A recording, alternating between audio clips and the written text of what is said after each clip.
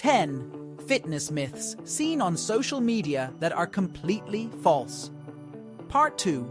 If you've been told that if you're not sore, you didn't get a good workout, you've been misled. Here's why this is bad advice. Social media is overflowing with wellness and fitness advice, making it challenging to distinguish between truth and misinformation. Trends like the healthy Coke beverage or spot reduction exercises often dominate our feeds, especially on platforms like TikTok. While these trends may seem harmless, a single piece of false information going viral can potentially cause harm.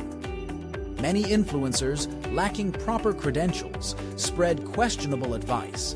But thankfully, there are also many accredited experts working to debunk these myths. If you've ever heard that post-workout soreness indicates an effective workout, or that you need to constantly change your workouts to confuse your muscles, you're familiar with the misinformation circulating on social media. With insights from experts and scientific studies, we've debunked some of the most popular fitness myths out there. Myth number 1: monthly challenges. Monthly challenges tend to flood us at the beginning of the new year.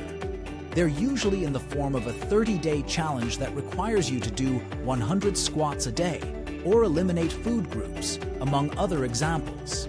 The problem with these challenges is that they're just short-term fixes, and they can put your health at risk. Monthly food challenges like detoxes or strict diets promote an unhealthy relationship with food, and oftentimes the weight loss seen is just water weight that comes back quite quickly after, warns Dilandro. She adds that these challenges promise that if you can just stick with one extreme for a certain amount of time, you will magically see results, which isn't true. Depending on the challenge, it can also cause more harm than good.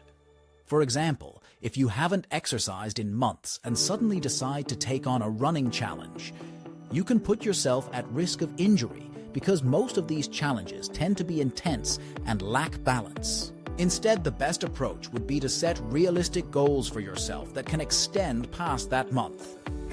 Consult with a personal trainer who can do an assessment and create a customized program that works with your fitness level and has a balanced schedule for working out and rest days. Myth number 2: muscle confusion. Muscle confusion is a marketing term used to describe changing up your workout frequently in order to prevent your body from hitting a plateau. In some cases, the workout changes on a weekly or bi-weekly basis, but there is no truth that switching up your workout regularly is tricking your body.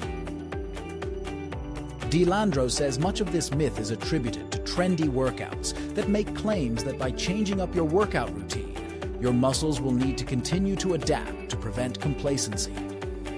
This banks on the fact that people are struggling with cycling through the same routines, with the same weight, with the same intensity, she explains. In reality, it's the load that muscles adapt to. So, if you aren't practicing progressive overload in your training, then your body will continue to adapt. Dilandro suggests following the same program for weeks with a focus on progressive overload. This includes increasing the weight you're lifting, increasing the number of reps or sets, or changing up the tempo or time under tension. Myth number 3: fasted cardio for weight loss. Fasted cardio, or exercising on an empty stomach, has been part of the great debate when it comes to weight loss. It gained popularity when bodybuilder Bill Phillips put it on the map in his book, Body for Life. The idea behind doing fasted cardio is that you'll burn more fat because your body is using stored fat as energy instead of glucose. Although you may initially burn more calories by doing fasted cardio, ultimately it doesn't make a huge difference when it comes to weight loss, because what matters most is your total daily calorie intake. In other words, if weight loss is your goal, being in a caloric deficit is far more important than whether you exercise fasted or not. Studies have also found that there was no significant difference with weight loss between those who did fasted cardio and those who did non-fasted cardio. Overall, if you find you work out better on an empty stomach and have a clean bill of health, there's nothing wrong with doing fasted cardio.